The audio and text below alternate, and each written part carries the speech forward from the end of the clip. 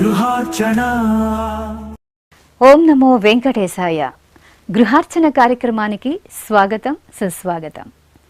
తిరుమల తిరుపతి దేవస్థానముల సౌజన్యంతో శ్రీ వెంకటేశ్వర భక్తి ఛానల్ ఆధ్వర్యంలో అశేష ప్రేక్షకుల ఆధారాభిమానాలు చూపిస్తున్న నూతన గృహార్చన కార్యక్రమానికి స్వాగతం.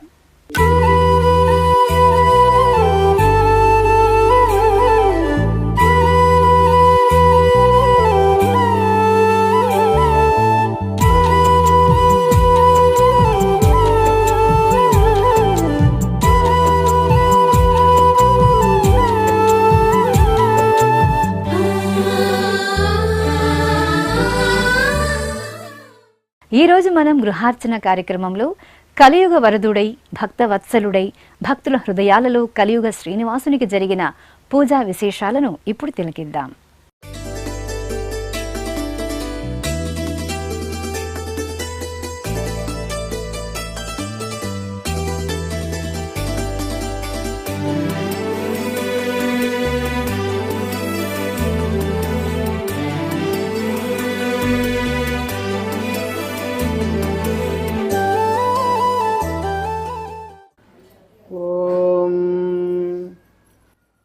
సుఘడితహస్తం కాలమేఘాభిరామం కమలమదహరాక్షం పద్మయా వీక్షమాణం ప్రణతమునిజనైస్తం ప్రాప్యమప్రాప్యమానం శరణముపగతోహం ప్రాంజలిర్వేంకటేశం. హైమోర్ధ్వపుండ్రమజహన్మకుటం సునాశం మందస్మితం మకరకుండలచారుగండం బింబాధరం బహుళ దీర్ఘ కృపాకటాక్షం శ్రీ వెంకటేశమజమాత్మని భావయేయం. వందారులోక భయమోచకమాశ్రితానాం మందార వృక్షమరవిందదలాయతాక్షం నందాత్మజ ప్రియసుతం శృతిమూలదేవం వందామహే విఖనసం వరదం మునీంద్రం. మన సనాతన సంప్రదాయంలో ఏ వైదిక పూజా కార్యాన్ని మనం ఆరంభించాలన్నా కూడా మొట్టమొదట దీపారాధన కైంకర్యంతో మనం ఆరంభం చేయాలి. కనుక ఎంతో చక్కగా సాధ్యం త్రివర్తి సంయుక్తం వన్హినా యోజితం ప్రియం అంటారు. దీపారాధన ఎంతో గొప్పది. ప్రతి ఒక్క గృహంలోనూ కూడా ప్రతి నిత్యము ఇంట్లో సంధ్యా వేళలలోనూ మిగతా సమయాలలోనూ కూడా దీపం ఉండేలాగా మనం చూసుకోవాలి. ఇంకా విశేషించి ఈ రోజున ఈ గృహదేవతారాధన కైంకర్యం ప్రతి శుక్రవారము కూడా శ్రీ వెంకటేశ్వర భక్తి ఛానల్ ద్వారా మనమందరం వీక్షిస్తూ ఉన్నాం. విశేషించి ఈ శుక్రవారముల రోజున ప్రతి ఒక్క ఇంట్లోనూ కూడా స్త్రీమూర్తులు తలంటు స్నానం ఆచరించి ఎంతో గొప్పగా మడికట్టుకొని ఆ స్వామివారి యొక్క గృహానికి వెళ్ళి దీపారాధన కైంకర్యాన్ని మొట్టమొదట ఆచరించడం మనందరి యొక్క ప్రధాన కర్తవ్యంగా మనం తెలుసుకుంటూ దీపారాధన కైంకర్యంతో ఈ కార్యాన్ని మనం ఆరంభం చేద్దాం. ఓం ఉద్దీప్యస్వజాతవేదోపఘ్నం నిరరతిం మమ అశోకస్య మహ్యమావహ జీవనం చ దిశో దిశా. దీపారాధన కైంకర్యం మనలో ఉండేటువంటి అజ్ఞానాన్ని పూర్తిగా పారద్రోలి జ్ఞాన జ్యోతితో మన జీవితాన్ని ముందుకు ధర్మ మార్గంతో తీసుకుని వెళ్ళేటువంటి భాగ్యాన్ని ఆ దీపారాధన కైంకర్యం ఇస్తుంది. ఏ గృహంలో అయితే నిత్యము కూడా దీపారాధన వెలుగుతూ ఉంటుందో ఆ గృహంలో ఎప్పటికీ కూడా అజ్ఞానము అధర్మము అనేటువంటి తిమిరము చీకటి ఎప్పటికీ కూడా చేరదు అంటారు పెద్దలు. అటువంటి దీపారాధన కైంకర్యంతో మనం పూజా కార్యాన్ని ఆరంభించాం. ప్రస్తుతం మనం ఎక్కడైనా భగవత్ పూజా కార్యక్రమంలోకి మనం ప్రవేశించాలి అంటే 5 రకాల శుద్ధులు కావాలిట. ఏమిటి ఆ 5 రకాల శుద్ధులు? మరి అవన్నీ కూడా మనం పొంది ఉన్నామా లేదా అని మనల్ని మనం ఒకసారి పరీక్షించుకోవాలి. ఏమిటవి అంటే దేహశుద్ధి, ఆత్మశుద్ధి, పాత్రశుద్ధి, బింబశుద్ధి.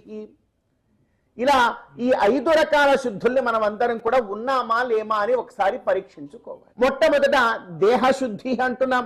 మన దేహం శుద్ధిగా ఉన్నదా లేదా అని స్నాన సంధ్యావందనాది కైంకర్యముల ద్వారా మనల్ని మనం పరీక్షించుకోవాలి. స్నానము ద్వారా దేహశుద్ధి కలుగుతుంది. తరువాత స్థానశుద్ధి.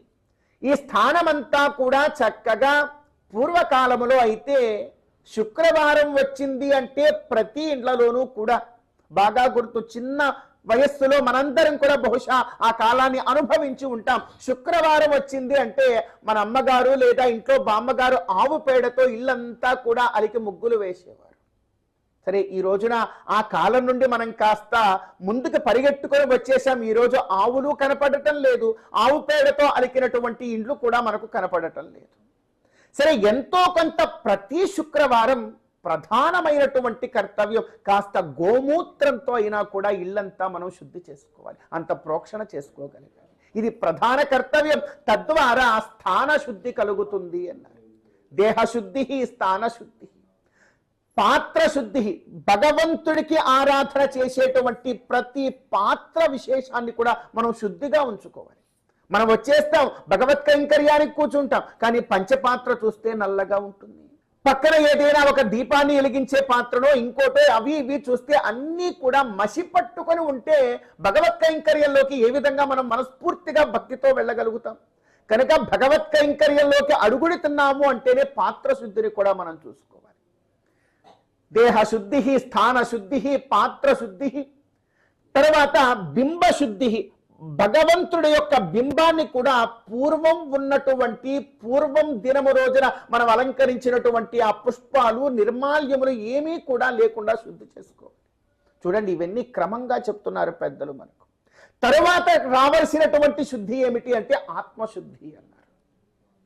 మిగతా శుద్ధులన్నీ చేయగలం, కానీ ఈ ఆత్మశుద్ధిని సంపాదించుకోవడం చాలా కష్టం. ఎందుకంటే దేహము శుద్ధిగా స్నానం చేస్తాం, స్థానశుద్ధిగా మొత్తం అంతా కూడా నిర్మాల్యాన్నంతటినీ కూడా తీసివేస్తాం, పాత్రశుద్ధిగా వాటిని కడుక్కుంటాం, ఏదైనా మన చేతుల్లో పని. కానీ ఆత్మశుద్ధి కొంచెం కష్టం. ఈ ఆత్మశుద్ధిని పొందాలి అంటే 2 ఉపాయాలు చెప్పారు మనకు పెద్దలు. భగవన్నామ స్మరణం, ఆచమనం, ప్రాణాయామం.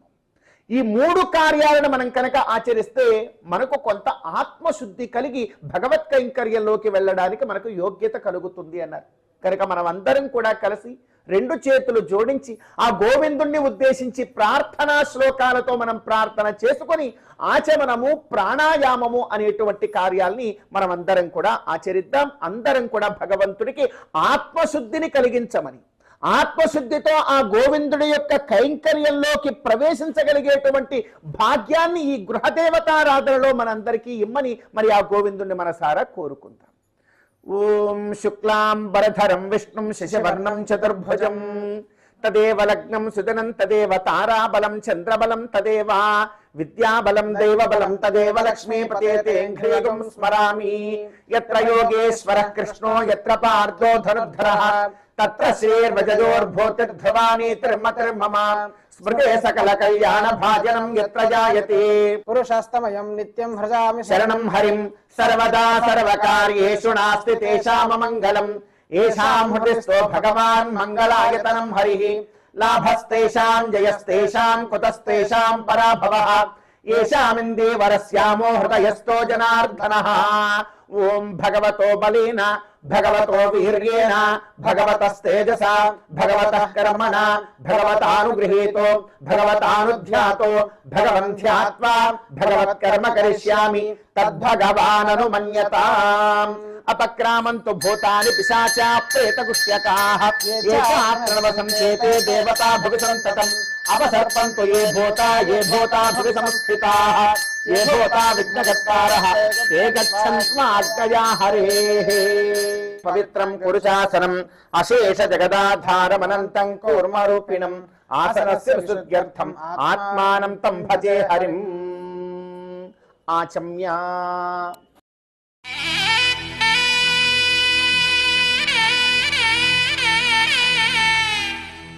ఎడమ చేత్తో కుడి చేతులు నీళ్లు పోసుకోండి, చేయి తుడుచుకోండి.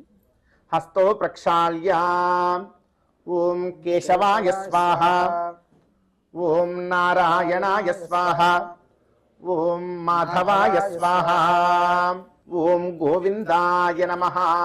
మీరు అమ్మగారికి ఇవ్వండి.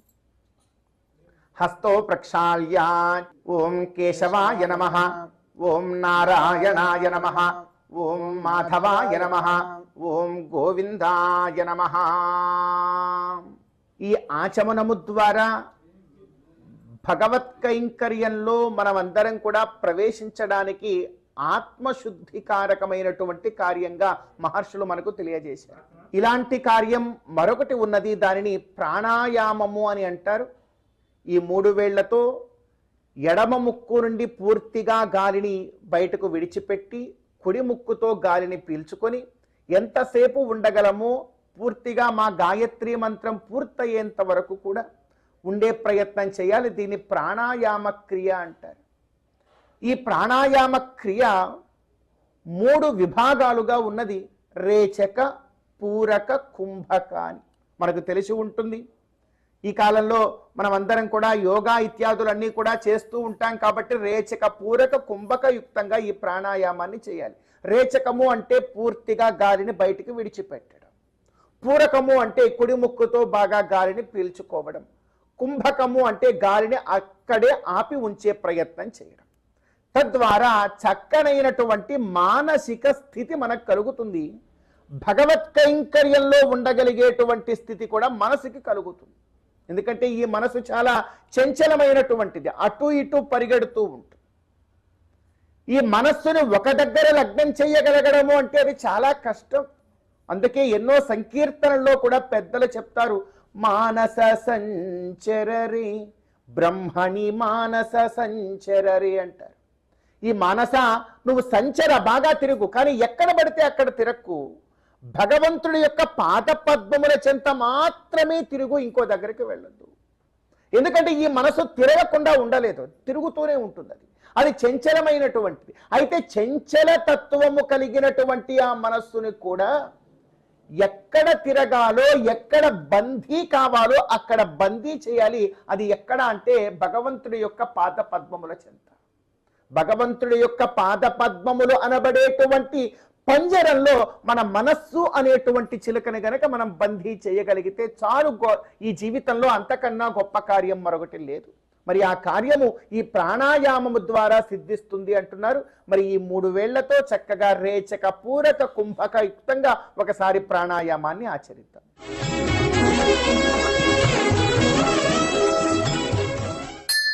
ఓం భూః ఓం భువః ఓం స్వః ఓం మహః ఓం జనః ఓం తపః ఓం సత్యం ఓం తత్సవితుర్వరేణ్యం భర్గో దేవస్య ధీమహి ధియో యో నః ప్రచోదయాత్. ఓమాపో జ్యోతిరసోమృతం బ్రహ్మ భూర్భువస్సువరోం. ఓం భూః ఓం భువః ఓం స్వః ఓం మహః ఓం జనః ఓం తపః ఓం సత్యం ఓం తత్సవితుర్వరేణ్యం భర్గో దేవస్య ధీమహి ధియో యో నః ప్రచోదయాత్. ఓమాపో జ్యోతిరసోమృతం బ్రహ్మ భూర్భువస్సువరోం. తత్సవితుర్వరేణ్యం భర్గో దేవస్య ధీమహి ధియో యో నః ప్రచోదయాత్. ఓమాపో జ్యోతిరసోమృతం బ్రహ్మ భూర్భువస్సువరోం.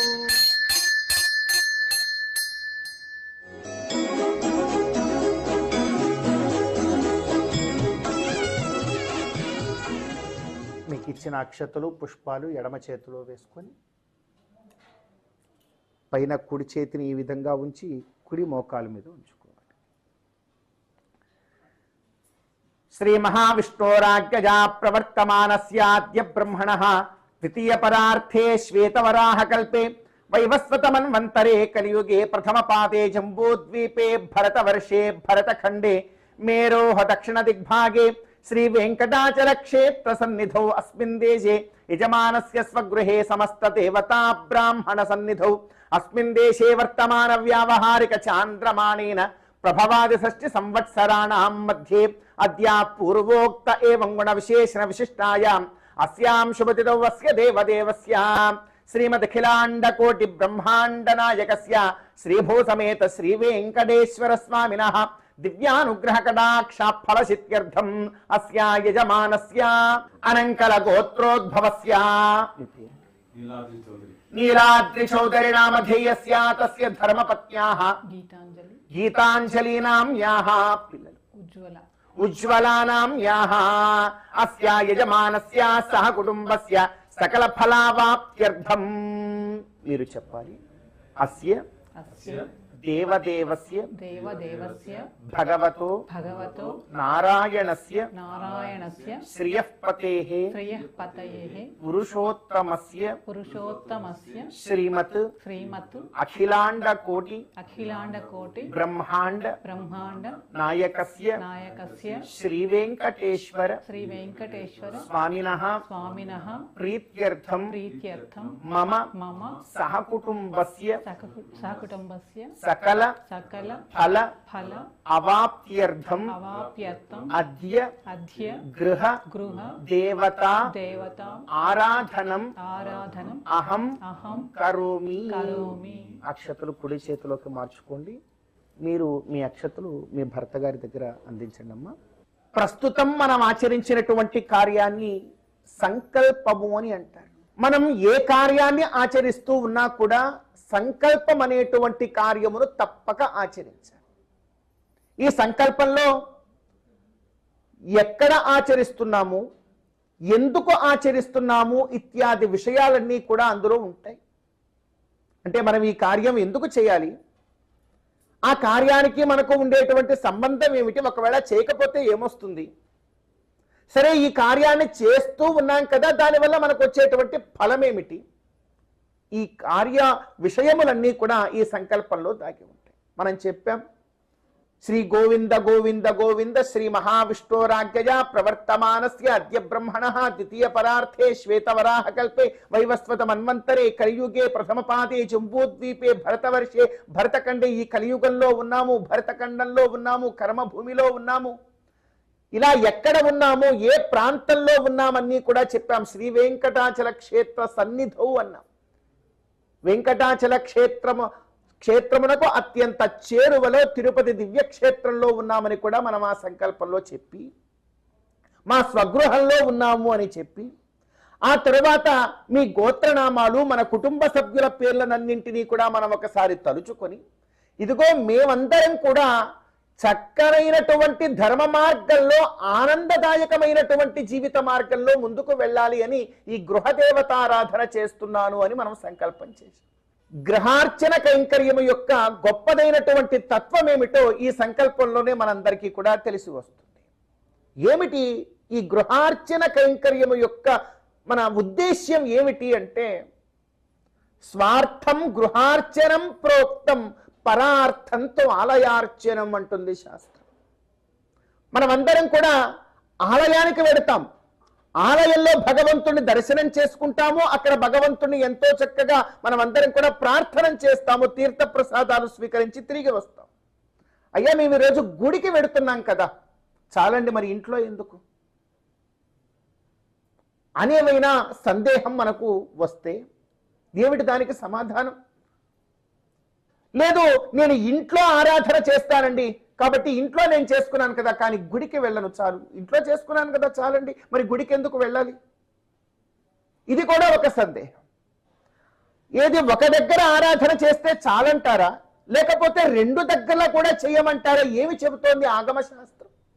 ఈ భగవత్ కైంకర్యము గురించి చెప్పేటువంటి శాస్త్రాన్ని ఆగమ శాస్త్రం అని అంటాం. ఏమంటోంది ఈ ఆగమ శాస్త్రము అంటే, స్వార్థం గృహార్చనం ప్రోక్తం పరార్థంతో ఆలయార్చనం అంటారు. మొట్టమొదట మనమందరం కూడా గృహదేవతారాధన తప్పనిసరిగా ఆచరించిన పిదప ఆలయానికి వెళ్ళాలి. ఇది మన ధర్మం. మన గృహంలో నిత్యకృత్య రూపమైనటువంటి ధర్మం మనకు గృహదేవతారాధన రూపమైనటువంటి ధర్మం. ఈ గ్రహార్చన అత్యంత ప్రధానము. ఏ విధంగా అయితే ప్రతిరోజు మనకు స్నానము నిత్య ధర్మము, ప్రతిరోజు కూడా మనం అందరం కూడా భోజనాదులు చేయడం ఏ విధంగా అయితే ఒక నిత్య కృత్యంగా మనకు మారిపోయి ఉన్నదో, ప్రతిరోజు కూడా నిద్ర సమయం వస్తే నిద్రపోవడం మనందరికీ ఎలా నిత్యంగా మారిపోయి ఉన్నదో, అదే విధంగా గ్రహార్చన కూడా ఒక నిత్య కృత్యము వలె మన జీవితంలో మనం దాన్ని అలవరుచుకోవాలి. అలా అలవరుచుకున్నప్పుడే ఈ కుటుంబానికి ఒక శ్రేయస్సు కలుగుతుంది అని పెద్దలు మనకు తెలియజేశారు. అయ్యా బాగుందండి, మా కుటుంబము యొక్క శ్రేయస్సు కోసం మేము గృహార్చన కైంకర్యం చేస్తాము, మరి గుడికి ఎందుకు వెళ్ళాలి? అది కూడా సందేహమే కదండి. లేదు గుడికి వెళ్ళాము బాగుంది, మరి ఇంట్లో ఎందుకు? లేదు ఇంట్లో అర్చన చేసుకున్నాం బాగుంది, మరి గుడికి ఎందుకు? అందుకే చెప్తూ ఉన్నారు, మన కుటుంబం మనమందరం కూడా ధర్మ మార్గంలో చక్కగా ఉండడానికి గృహార్చన కైంకర్యం. మన ఈ కుటుంబము, ఈ గృహము ఎక్కడ ఉన్నది? ఈ లోకంలో ఉన్నది, ఈ సమాజంలో ఉన్నది, ఈ విశ్వంలో ఉన్నది. కేవలము మనము మాత్రమే బాగుంటే సరిపోతుందా? మన పక్కవారు, మన సమాజంలో ఉన్నవారు, మన తోటివారు, మరి అందరూ కూడా బాగుండాలి కదా. అందరూ కూడా బాగుండాలి, అందులో మా కుటుంబం కూడా ఉండాలి అనుకునేటువంటి ప్రతి ఒక్క సామాన్య భక్తుడు, ప్రతి ఒక్కరూ కూడా గృహార్చన చేసుకోవాలి. అదేవిధంగా ఆలయార్చనం కూడా చేయాలి. ఆలయార్చనం పరార్థ భగవద్వేచనం.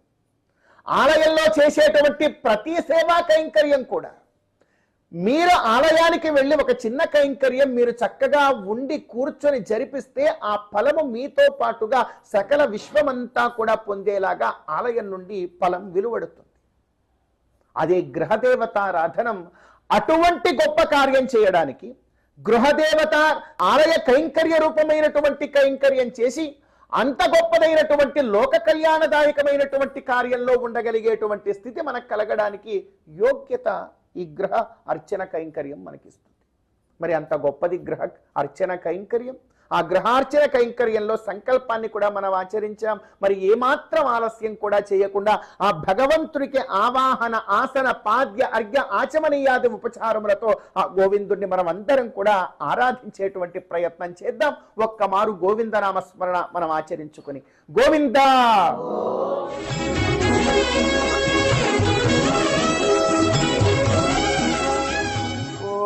ఇదం విష్ణుర్విచక్రమే త్రేధాని దధే పదం సమూఢమస్య పాదముసురే ఆయాతు భగవాన్ పురుషः సగణాస సైన్యస్య శ్రీ సహాయసః దేవతాభిర్మన్యతాం యస్తు గరుడధ్వో నిత్యం శుభస్యానుగామినం తమజం పుండరీకాక్షం భగవంతం ఓం విష్ణుమావాహయామి, ఓం మహావిష్ణుమావాహయామి, సదా విష్ణుమావాహయామి, వ్యాపి నారాయణమావాహయామి. ఓం శ్రియ జాత శ్రియ ఆవిర్యాయ శ్రియం వయోజగద్భో దదాతి శ్రియం వసానామృతత్తమాయం భవన్తి సత్యాసమిదానుతద్రో ఆయాతు భగవతి శ్రీ స్వర్ణవర్ణా సగణాస సైన్యా శ్రీ పరమపురుష సహాయ సహ దేవతాభిర్మన్యతాం యా పద్మాసనా పద్మహస్తా హంస నిర్యాక్షవాహినీ నిత్యముషుభిస్యానుగామినీం తామజాం పద్మనేత్రీం భగవతీం శ్రీం ఓం శ్రియమావాహయామి, ఓం ధృతీమావాహయామి, ఓం పవిత్రీమావాహయామి, ఓం ప్రమోదాయినీమావాహయామి. మహాలక్ష్మీ సమేత శ్రీ వెంకటేశ్వర స్వామినే నమః ఆవాహనం సమర్పయామి. ఓం ప్రతద్విష్ణుస్తవతే వీర్యాయ మృగోణ భీమః కుజరోగిరిష్టాః యస్యోర్షత్రుషవిక్రమణే స్వధిక్షయంతి భువనాని విశ్వా. శ్రీ భూ సమేత శ్రీ మహావిష్ణవే నమః శ్రీ వెంకటేశ్వర స్వామినే నమః పుష్పేణ ఆసనం పరికల్పయామి. గృహార్చనలో మన గృహంలో వేంచేసి ఉన్నటువంటి ఆ స్వామివారికి ఆవాహనము అనేటువంటి కార్యాన్ని, ఆసనము అనేటువంటి ఉపచారాన్ని మనం ప్రస్తుతం ఆచరించాం. ఆవాహనం అంటే సర్వత్రా వ్యాపించి ఉన్నటువంటి ఆ భగవంతుణ్ణి మన ఆరాధన యోగ్యంగా వచ్చి మన ఎదురుగా కూర్చోమని ప్రార్థన చేయడం. భగవంతుడు ఎక్కడ ఉంటాడు అంటే కేవలము ఒక చోట మాత్రమే ఉంటాడు, లేదా ఒక చోట ఉండడు అనేటువంటిది ఎక్కడా కూడా లేదు. ఆయన సర్వత్రా వ్యాపించి ఉంటాడు. ఆయన లేని ప్రదేశమే లేదు. మన ముందు ఉన్నాడు, వెనకాతల ఉన్నాడు, కుడి వైపున ఉన్నాడు, ఎడమ వైపున ఉన్నాడు, కింద ఉన్నాడు, పైన ఉన్నాడు. ఆయన లేని ప్రదేశం ఏమిటి? అలా సర్వత్రా ఉన్నటువంటి ఆ భగవంతుడికి మనం ఏదైనా ఒక ఉపచారం చేయాలి, మనలో ఉండేటువంటి భక్తిని ప్రదర్శించాలి. అదిగో కూర్చోమని ఒక పుష్పాన్ని అందించాలి. స్వామి ఇదిగో పాద్యము నీవు పాద ప్రక్షాళనం చేసుకో అని అంత నీటిని అందించాలి. భగవంతుడికి ఒక చక్కనైనటువంటి పానీయాన్ని ఇవ్వాలి, ఫలాన్ని నివేదించాలి అంటే ఎడిదిరిగి చేస్తాం. వెనకాల ఉన్నాడు భగవంతుడు, ముందు ఉన్నాడు భగవంతుడు, సర్వత్రా ఉన్నాడు భగవంతుడు. ఎలా మనం ఆచరించాలి అంటే అలా మనం భక్తితో చెయ్యాలి అనుకున్నటువంటి ఒక పూజా కైంకర్యాన్ని స్వీకరించడానికి మన ఎదురుగా వచ్చి కూర్చుంటాడు భగవంతుడు. అలా కూర్చోపెట్టేటువంటి స్థితిని, కార్యాన్ని మనం ఆవాహనం అని పిలిచాం. అంతా దాగి ఉన్నటువంటి గోవిందుణ్ణి ఇదిగో ఈ దివ్యమంగళ విగ్రహంలోనే ఉండవయ్యా, అలా ఉండి నేను ఇచ్చేటువంటి కైంకర్యాన్ని, నేను ఇచ్చే భక్తితో ఇచ్చే ఉపచారాన్ని నీవు స్వీకరించు అని ప్రార్థన చేసి అదిగో ఒక పుష్పంతో ఆసనం అనేటువంటి కైంకర్యం చేశాం. తరువాత ఇక్కడ నుండి పాద్యం అంటే పాద ప్రక్షాళనం చేసుకోమని, అర్ఘ్యం అంటే చేతులు శుభ్రం చేసుకోమని, ఆచమనం అంటే అంత పానీయాన్ని, అంటే మన ఇంటికి వచ్చినటువంటి అతిథికి మనం ఏమేమి కార్యాలైతే చేస్తాము. కేవలం ఇంటికి వచ్చినటువంటి అతిథి కాదు ఈయన, నిత్యము నిరంతరము మనతోనే ఉండేటువంటి తోడు కదా. మరి ఆయనకి ఎంత గౌరవంగా చేయాలి. మీ ఇంటికి ఎవరైనా ఒక అతిథి వస్తే ఎన్ని చేస్తారమ్మా? హడావిడి చేస్తారు. ప్రతిరోజు ఇంటిని ఎలా శుభ్రంగా ఉంచుకుంటామో దానికి రెట్టింపు ఉంచుకునే ప్రయత్నం చేస్తాం. ఎవరైనా మన ఇంటికి వస్తున్నారు అని తెలియగానే. ఇంతమంది స్త్రీమూర్తులు ఉన్నారు కదా, మీకు ఇది బాగా అలవాటే కదా. మన ఇంటికి ఈరోజు ఎవరు రారు అనుకుంటే ఒకలా ఉంటుంది ఇల్లు. ఈరోజు మన ఇంటికి ఎవరైనా వస్తున్నారు అనగానే మన ఇంటి పరిసరాలన్నీ చాలా మార్చేస్తాం. ఎందుకంటే వారి దృష్టిలో మరి మన ఇల్లు చాలా శుభ్రంగా ఉండాలి అని మనకు ఉండేటువంటి ఒక కోరిక. అందరూ అంతే, సకల విశ్వంలో ఉన్న వారందరూ కూడా అంతే. మరి అతిథి అంటే ఏమి అర్థం? నా తిథి అతిథి అంటే ఒక తిథి మాత్రమే ఉండి మరొక తిథికి వెళ్ళిపోయేవాడు అని అర్థం. అంతే కదమ్మా. ఏ పాడ్యముకు వస్తాడో లేకపోతే పౌర్ణమికి వస్తాడో ఒక పూట మాత్రమే ఉంటాడు. ఒక పూట ఉండి మరొక దినం వెళ్ళిపోయే వారిని మనం అతిథి అంటాం. అంటే 2-3 తిథులు కాదు, ఒక రోజు ఉండి వెళ్ళిపోయేవాడు అని అర్థం. కేవలం ఒక తిథి మాత్రమే ఉండి వెళ్ళిపోయే వారికి హడావిడి చేసి మనం ఇంటినంతా కూడా అంత గందరగోళంగా మొత్తం అంతటినీ కూడా సర్ది ఎంతో చక్కగా అద్దంలాగా తీర్చిదిద్దితే అంత ఇదిగా మనం చేస్తున్నామే. మరి మనలోనే మనతోనే ఎప్పుడూ ఉంటూ మనల్ని రక్షించేటువంటి గోవిందుడు మన ఇంట్లో ఉంటుంటే మనం ఎంత చేయాలి? గొప్పవారైనటువంటి ఆ గోవిందుడికి రోజు గృహార్చనం చేస్తూ ఉంటే ఎంత గొప్పగా మనం ఉంటాం, మన గృహం ఉంటుంది, మన జీవితాలు ఉంటాయి. అందుకే ఇక్కడ అంటూ ఉన్నాం, భగవంతుడు మనకు అతిథి కాదు, ఒకరోజు ఉండి ఒకరోజు వెళ్ళేవారు కాదు. మనం పుట్టినప్పటి నుండి గిట్టేంత వరకు నిత్యం నిరంతరం మనలోనే ఉండేటువంటి గోవిందుడు కనుక చాలా గౌరవంగా మరి ఆసనాది ఉపచారములన్నీ కూడా భగవంతుడికి ఇచ్చే ప్రయత్నం చేద్దాం. భగవంతుడికి ఆసనం సమర్పించాం, మరి పాద్యాది ఉపచారములను మనం ఆచరిద్దాం. ఓం త్రీణి పదా విచక్రమే విష్ణుర్కోపాదాభ్యః తతో ధర్మాని ధారయన్నే శ్రీ వెంకటేశ్వర స్వామినే నమః. ఏవంచ మహాలక్ష్మ్యాః పాద్యం సమర్పయామి. ఓం ఆమావాజస్య ప్రసవో జగమ్యాదాద్యావా పృథివీ విశ్వశంభూ ఆమాగంతాం పితరా మాతరా చ మా సోమో అమృతత్వాయ గమ్యాత్. మహాలక్ష్మ్యాః ఏవంచ శ్రీ వెంకటేశ్వర స్వామినే నమః. అర్ఘ్యం సమర్పయామి. ఓం శన్నో దేవీరభిష్టయ ఆపో భవంతు పీతయే సంయోరభిస్రవంతు నః. శ్రీ వెంకటేశ్వర స్వామినే నమః. ఆచమనీయం సమర్పయామి. ఓం అన్నాద్యాయ వ్యూహద్వం దీర్ఘాయురహమన్నాదో భూయాసం స్వామినః దేవ్యాః దంతధావనం కరోమి. ఓం తేన మే తపతేన మే జ్వలతేన మే దీదిః యావద్దేవాః స్వామినః దేవ్యాః జిహ్వాశోధనం కరోమి. ఓం యన్మే గర్భే వసతః పాపముగ్రయ జాయమానస్య జగంచ దైర్ఘ్యం పాపం జాతస్య యస్య భవి వర్తతో మే తస్య తత్పాపమానేభిరహం పునామి. స్వామినః దేవ్యాః ముఖ ప్రక్షాళనం భావయామి. ఏవంచ శ్రీ వెంకటేశ్వర స్వామినే నమః. ఏవంచ మహాలక్ష్మ్యాః ఏవంచ శుద్ధోదక స్నానం భావయామి. ఓం ఓం తత్సంయోరావృణీమహే గాతుం యజ్ఞాయ గాతుం యజ్ఞపతయే దైవీ స్వస్తిరస్తు నః. పద్మే పద్మహస్తే పద్మాలయే పద్మదళాయ సాక్షి విశ్వప్రియే విశ్వమనోనుకూలే తత్పాద పద్మం మయి సన్నిధత్వా. శ్రియే జాత శ్రియ ఆనిర్యాయ శ్రియం వయోచరితృభ్యో దదాతి. శ్రియం వసానామృతత్వమాయం భవంతి సత్యా సమిదామిదద్రౌ. గోవింద. భగవంతుడికి ఆసన పాద్య అర్ఘ్య ఆచమనీయాదులతో ఎంతో చక్కగా కైంకర్యమునర్చి భగవంతుడికి పంచామృతాభిషేకాన్ని కూడా మనం ఆచరించాం. ఒక్కొక్క ఉపచారము కూడా చాలా గొప్పదైనటువంటి ఫలాన్ని మనందరికీ కూడా అందజేస్తుంది. ఈ గ్రహార్చన కైంకర్యము యొక్క ప్రధాన లక్ష్యం ఏమిటి అంటే గోవిందుడు ప్రతి గృహంలోనూ కూడా ఆరాధింపబడాలి. ప్రతి గృహము కూడా గోవిందుడి యొక్క ఆరాధనతో పునీతం కావాలి అనేటువంటిదే ఈ గ్రహార్చన కైంకర్యం యొక్క ప్రధానమైనటువంటి ఉద్దేశ్యం. ఎక్కడ చూసినా ఎక్కడ విన్నా గోవిందనామ స్మరణము, ఏ గృహానికేగినా కూడా గోవిందుడి యొక్క రూపము, ఏ గృహంలో విన్నా కూడా గోవిందుడి యొక్క నామము నిత్యం నిరంతరం కూడా ఉండాలి. అప్పుడే లోకము కళ్యాణదాయకంగా ఉంటుందనేటువంటిది ఈ కార్యము యొక్క ప్రధాన ఉద్దేశ్యం.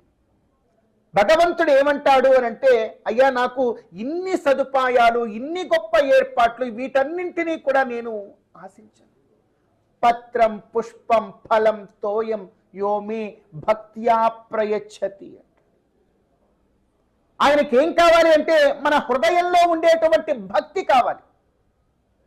ఆ భక్తిని మాత్రమే చూస్తాడు. నీవు ఎన్ని రకాల ఫలాలు తెచ్చావు, ఎన్ని పుష్పాలు తెచ్చావు, ఎంత అలంకరణ చేశావు, నాకు ఎన్ని పాలు అభిషేకం చేశావు, లేకపోతే ఏమేమి ద్రవ్యాలు తెచ్చావు, వాటి యొక్క ధర ఎంత, ఇవేమి భగవంతుడు పట్టించుకోడు. ఆయన పట్టించుకునేది ఏమిటంటే నీవు శుచిగా ఉన్నావా, శౌచాచారాన్ని పాటిస్తున్నావా, నీ హృదయంలో భక్తి ఉందా లేదా, చాలు, అదొక్కటి. ఆ భక్తితో ఒక పంచపాత్రలో అన్ని నీళ్లు పట్టుకొని ఆ నీటినే నీవు దేనిగా భావించి ఆయనకిస్తే అది దానిగా భావిస్తాడు. నీవు కేవలం ఒక 2 నీటి బొట్టులు స్వామివారికి సమర్పించి పంచభక్ష పరమాన్నములన్నీ నీకు నివేదించాను అని మనం భావన చేస్తే ఆ ఒక్క నీటి బొట్టుని పంచభక్ష పరమాన్నములుగా ఆయన స్వీకరిస్తాడు. చూశారా, భగవంతుడు మనం కైంకర్యం చేయాలే కానీ మన కోసము ఎటువంటి స్థితికైనా కూడా ఆయన చేరుకుంటున్నాడంటే ఎంత గొప్ప భక్త మహాపరాధీనుడు ఆయన. మరి అటువంటి ఆ భగవంతుడికి అర్చన చేయాలి. ఇప్పటి వరకు మేము వేద మంత్రాలు చెప్పాం. ఆ వేద మంత్రాలు మాకు రావు కదా స్వామి, మేమేం చేయాలి అంటే మనందరికీ గోవిందనామం వచ్చారట. శ్రీ వెంకటేశాయ నమః అని మనం అనగలమా లేదా?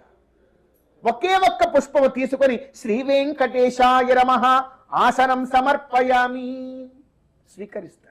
ఆ ఒక్క నామమే వేదమంత్రం అయిపోతుంది. శ్రీ వెంకటేశాయ నమః పాద్యం సమర్పయామి, ఒక్క ఉద్ధరణితో అరబొట్టు నీళ్లు వదలండి. మీరన్న ఆ శ్రీ వెంకటేశాయ నమః అనేటువంటి నామం వేదమంత్రం అయిపోతుంది. ఈ ప్రతి ఉపచారంలోనూ కూడా ఒక్కొక్క ఉపచారానికి ఒక్కొక్క మంత్రం చెప్పమని ఆగమశాస్త్రం చెప్పింది. ఆ మంత్రములు స్థానంలో మనం భగవంతుడి యొక్క నామాన్ని ఉచ్చరించుకోవచ్చు అని అనుకున్నాం. ఎందుకంటే వేదాక్షరాన్ని యావంతి పఠితాని ద్విజాతిభిః తావంతి హరినామాని కీర్తితాని నశంశయః అని వేదం చెబుతుంది. చక్కగా ఉపనయన సంస్కారం పొంది బ్రాహ్మణోత్తములు ఏ వేద మంత్రాలనైతే ఉచ్చరిస్తారో ఆ వేద మంత్రాల్లో ఉన్నటువంటి ప్రతి ఒక్క అక్షరము కూడా మరి ఏదో కాదండి, అది భగవంతుడి యొక్క నామమే అన్నారు. మరి మనలాంటి సామాన్య భక్తులం ప్రతి ఉపచారానికి భగవంతుడి యొక్క నామాన్ని ఉచ్చరించుకోగలిగితే చాలు. శ్రీ వెంకటేశాయ నమః, గోవిందాయ నమః, రామాయ నమః, కృష్ణాయ నమః, ఇలా ఏ నామము పెట్టి పిలిచినా కూడా గోవిందుడు పలుకు. అటువంటి నామాలతో సకల ఉపచారములన్నీ కూడా చేసుకున్న పిదప భగవంతుడి యొక్క నామములలో ఉండేటువంటి తత్వాన్ని అవగతం చేసుకొని చక్కగా పుష్పాలతో తులసీ దళాలతో భగవంతుడికి మనం అష్టోత్తరము చక్కనైనటువంటి షోడశనామ పూజను మనం ఆచరించాలి. ప్రతి ఇంటిలోనూ కూడా ఏ వృక్షము ఉన్నా లేకపోయినా ఒక తులసి మొక్క ఖచ్చితముగా ఉండి తీరాలి. ఈ కర్మభూమి యందు ఈ వేదోక్తమైనటువంటి ధర్మయుక్తమైనటువంటి జీవనాన్ని గడుపుతున్నటువంటి మనందరి ఇంట్లో ఖచ్చితముగా ఉండవలసినటువంటి ప్రాణి వృక్షము ఏది అనంటే తులసి. తులసి లేనటువంటి వృక్షములో మహాలక్ష్మి కూడా ఉండజాలదు అంటారు. ఎందుకు అంత గొప్ప స్థానము మరి ఆ తులసి వృక్షానికి ఇచ్చారు అంటే భగవంతుడికి అది చాలా ప్రీతిపాత్రమైనటువంటిదట. అశ్వత్థ, కపిల, గావహ, తులసి అంటారు. ఆయనకి ఇష్టమైనటువంటివి ఈ లోకంలో ఏమిటి అంటే అశ్వత్థ వృక్షం, రావి చెట్టు అంటే చాలా ఇష్టం. కపిలా గావహ, కపిల వర్ణంలో ఉండేటువంటి గోవులంటే చాలా ఇష్టం భగవంతుడికి. ఏమిటో మనం ప్రస్తుతం ఈ కలియుగంలో ఉండి నిజమైనటువంటి ఆవుని చూడలేకపోతున్నాం. ఇక కపిల వర్ణంలో ఉన్న గోవుల పరిస్థితి ఏమిటి? ఖచ్చితంగా ఇంటికొక ఆవు ఉండి తీరాలి. ఆ గోసేవ ద్వారా గోవిందుడికి సేవ చేసుకుంటూ ఉండాలి. ఆయన పేరే గోవిందుడు, గవాం విందతీతి గోవింద, ఆయన పేరులోనే గోశబ్దం ఉన్నది కదా. ఆయనకి ఇష్టమట గోవులు. తర్వాత ఆయనకి ఇష్టమైనటువంటిది ఏమిటి అంటే తులసీదళం అన్నారు. ఆ తులసీదళంతో ఒక్కసారి ఆయన పాదాల చెంత తులసీదళాన్ని పెట్టగలిగే ఒక్క ప్రయత్నం మనం చేస్తే చాలు, జన్మ జన్మాంతర సుకృతాన్ని మనం అందరం కూడా పొందగలుగుతాం. ఇది ముక్తికి తొలి సోపానము అన్నారు. ఓం వెంకటేశాయ శ్రీ వెంకటేశాయ నమః. ఓం శేషాద్రినిలయాయ శ్రీ వెంకటేశాయ నమః. వృషదృగ్గోచరాయ శ్రీ వెంకటేశాయ నమః. నారాయణాయ శ్రీ వెంకటేశాయ నమః. శేషాద్రినిలయాయ శ్రీ వెంకటేశాయ నమః. వృషదృగ్గోచరాయ శ్రీ వెంకటేశాయ నమః. సువర్చలా సుకన్యస్త సైనాపత్యభరాయ శ్రీ వెంకటేశాయ నమః. రామాయ శ్రీ వెంకటేశాయ నమః. పద్మనాభాయ శ్రీ వెంకటేశాయ నమః. ఓం విష్ణవే నమః. ఓం మహావిష్ణవే నమః. ఓం సదా విష్ణవే నమః. ఓం వ్యాపినారాయణాయ నమః. ఓం కేశవాయ నమః. ఓం నారాయణాయ నమః. ఓం మాధవాయ నమః. ఓం గోవిందాయ నమః. ఓం విష్ణవే నమః. ఓం మధుసూదనాయ నమః. ఓం త్రివిక్రమాయ నమః. ఓం వామనాయ నమః. ఓం శ్రీధరాయ నమః. ఓం ఋషికేశాయ నమః. ఓం అచ్యుతాయ నమః. ఓం జనార్దనాయ నమః. ఓం భూపేంద్రాయ నమః. ఓం హరయే నమః. ఓం శ్రీకృష్ణాయ నమః. శ్రీకృష్ణ పరబ్రహ్మణే నమో నమః. శ్రీ వెంకటేశ్వర స్వామినే నమః. యథాశక్తి నానావిధ పరిమళ పత్రపుష్పైః పూజయామి శ్రీ వెంకటేశ్వర స్వామినే నమః. నానావిధ పరిమళ పత్రపుష్పాన్ని సమర్పయామి. శ్రీనివాసమూర్తికి జరిగిన పూజా విశేషాలను ఇప్పుడు తిలకించాం కదా. ఆ శ్రీనివాసుని హృదయంలో కొలువైన లక్ష్మీదేవికి జరిగిన అర్చన కైంకర్యాన్ని ఇప్పుడు వీక్షిద్దాం.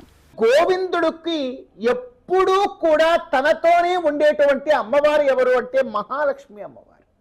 గోవిందుడు ఏ రూపంలో వచ్చినా ఆమె ఉంటారండి.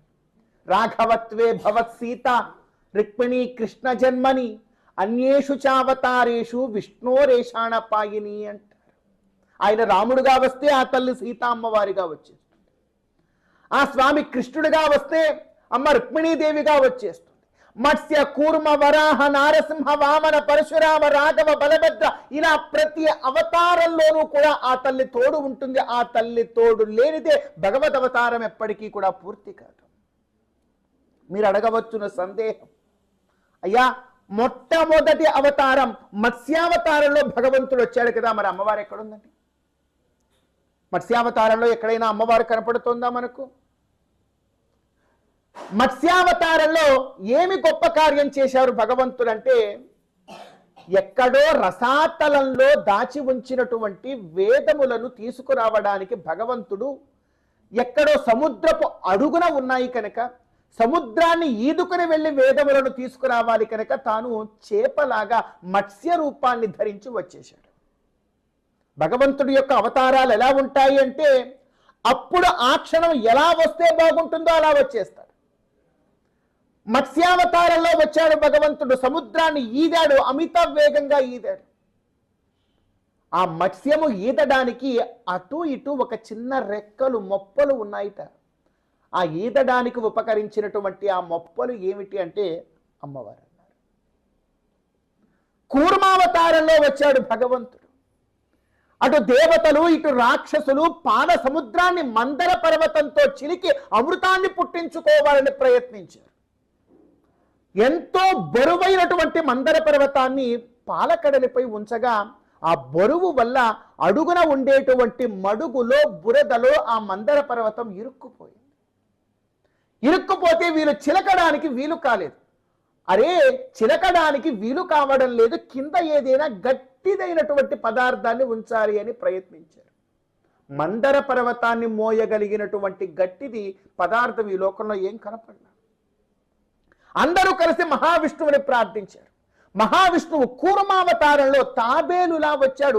తాబేలు యొక్క వీపు చాలా గట్టిగా ఉంటుంది. తాను కూర్మావతారాన్ని ధరించి ఆ మందర పర్వతం యొక్క అడుగు భాగానికి వెళ్ళాడు. ఆయన వీపు మీద ఉంచి మందర పర్వతాన్ని చిలికారు. మరి అమ్మవారు ఎక్కడుందండి?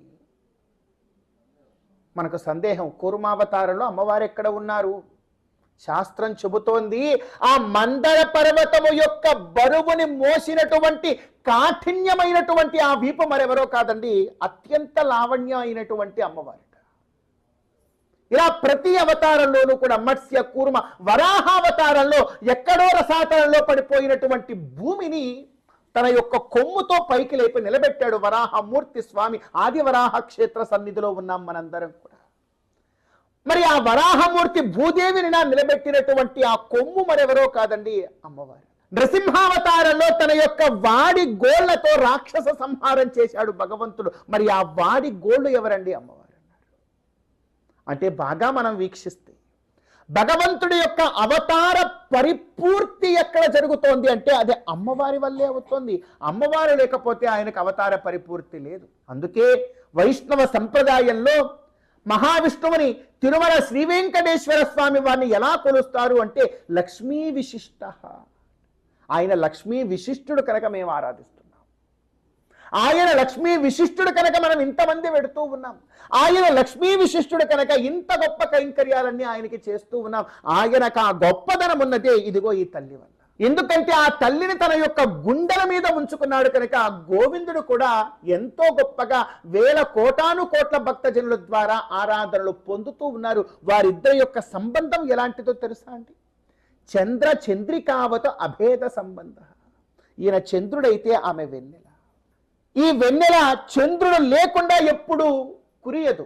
వెన్నెల కురుస్తోంది అంటే చంద్రుడు పక్కనే ఉండాలి. ఒక అభేద సంబంధం. అటువంటి అభేద సంబంధంతో ఉన్న వారిరువురిని కూడా ఇప్పటి వరకు గోవిందుని ఆరాధించాం. మరి ఆ తల్లిని కూడా విశేష నామాలతో ఆరాధించే ప్రయత్నం చేద్దాం.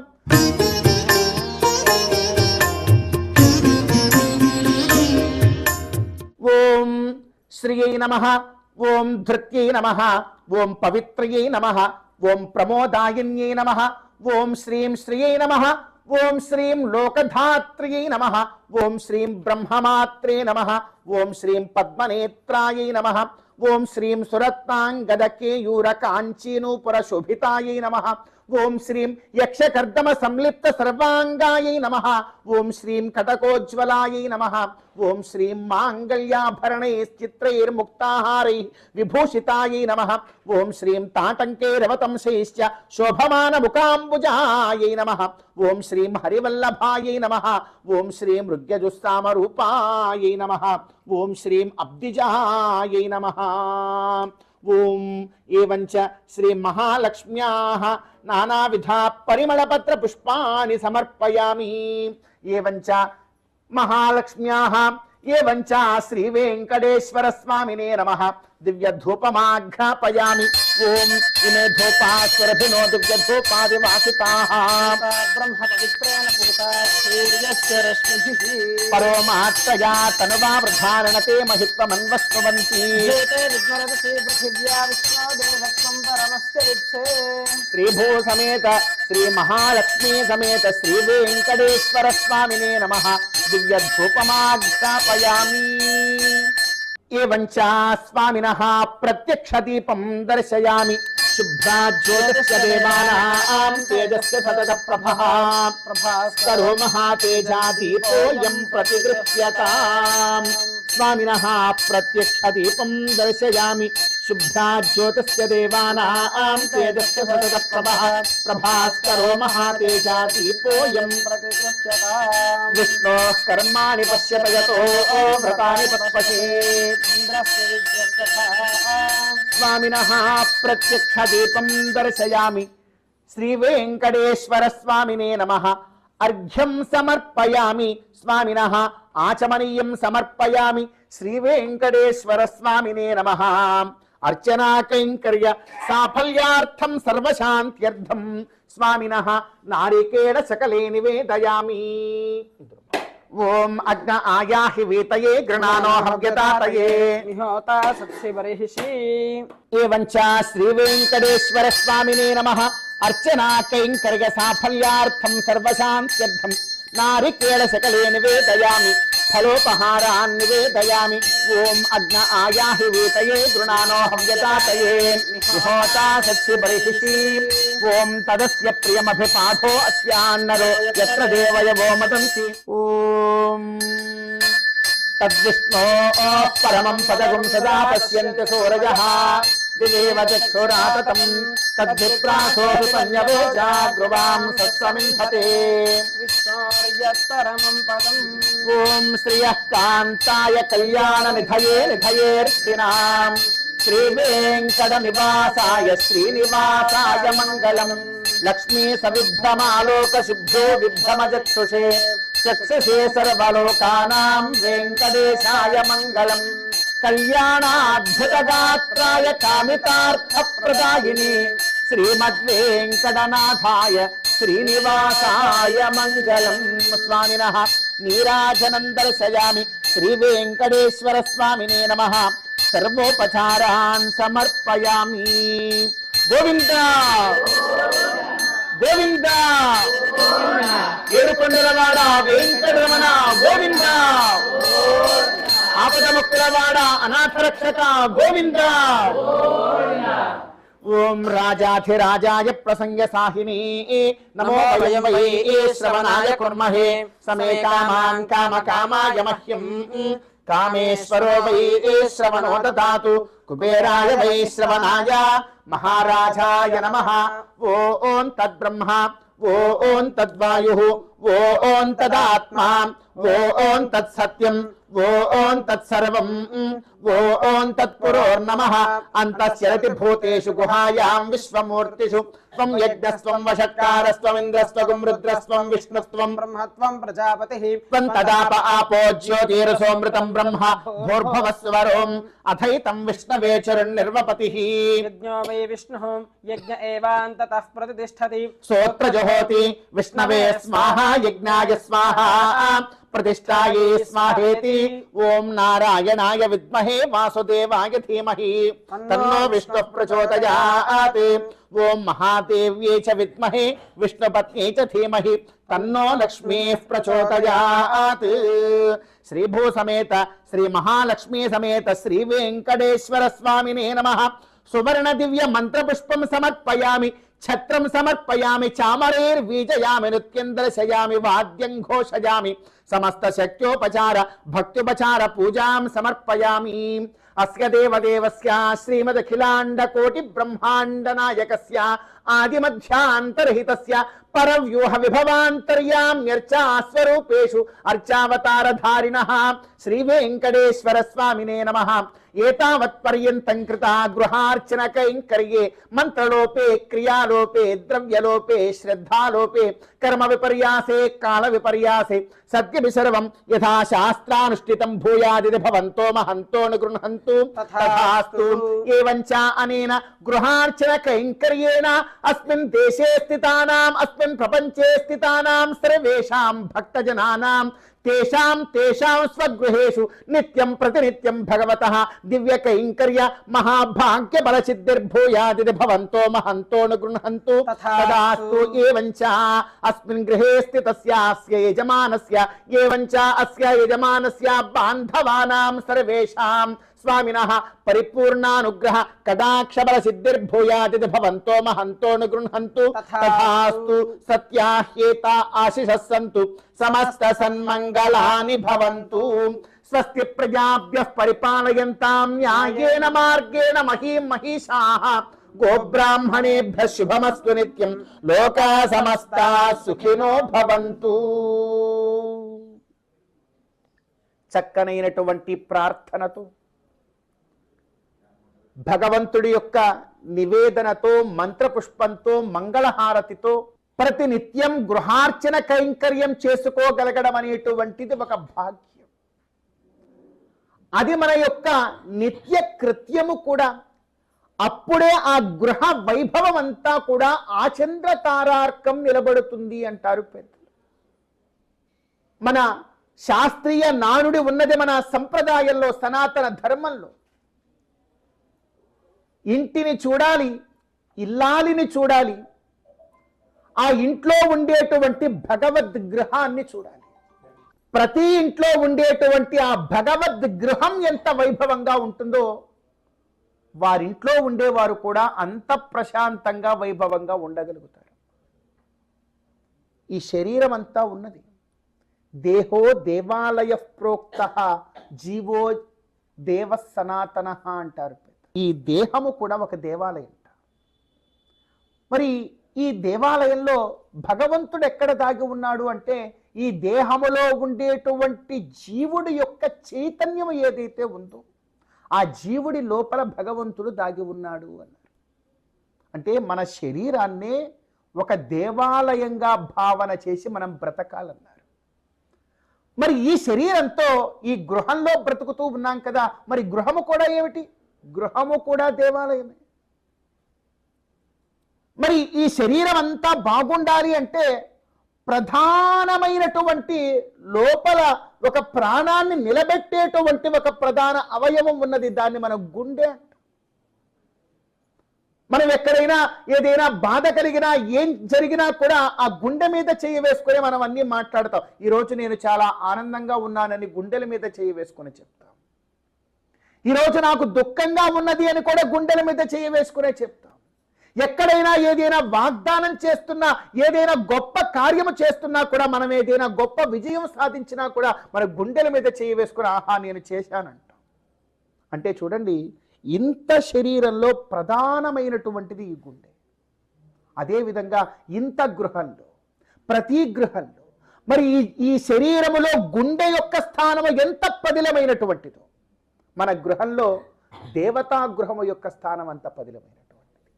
ఈ శరీరానికి గుండె ఎంత ప్రాధాన్యత కలిగి ఉంటుందో ప్రతి గ్రహానికి కూడా దేవతా గ్రహం అనేటువంటిది అంతే సమ ప్రాధాన్యత కలిగి ఉంటుంది.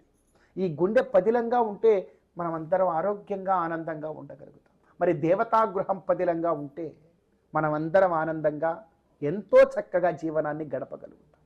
కాబట్టి ఈ గ్రహ దేవతారాధన కైంకర్యము ద్వారా, ఈ గ్రహార్చన ద్వారా శ్రీ వెంకటేశ్వర భక్తి ఛానల్ తిరుమల తిరుపతి దేవస్థానములు సకల భక్తజనులకు చెప్పగలుచుకున్నటువంటిది ఒకే ఒక్క మాట ఏమిటంటే, కేవలము మీ గుండెను మాత్రమే మీరు పదిలంగా ఉంచుకోకండమ్మా, మీ కుటుంబము యొక్క గుండెని పదిలంగా ఉంచుకోండి.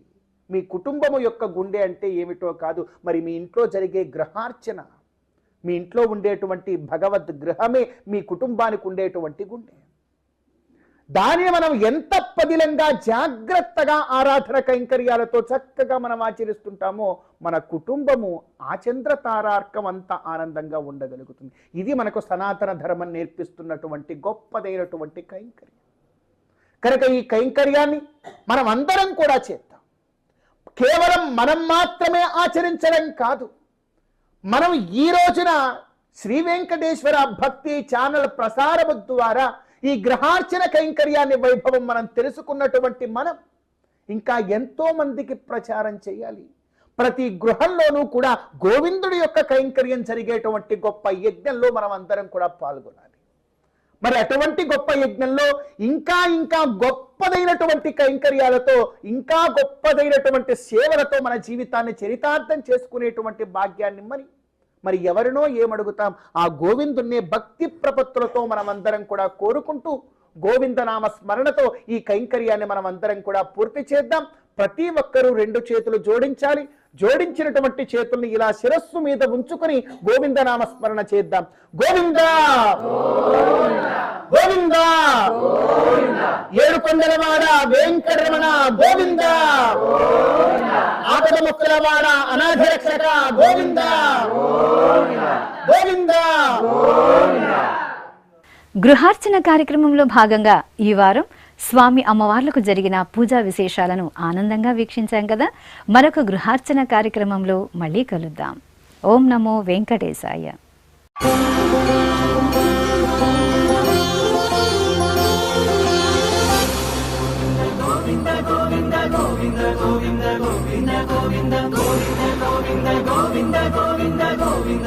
గృహార్చన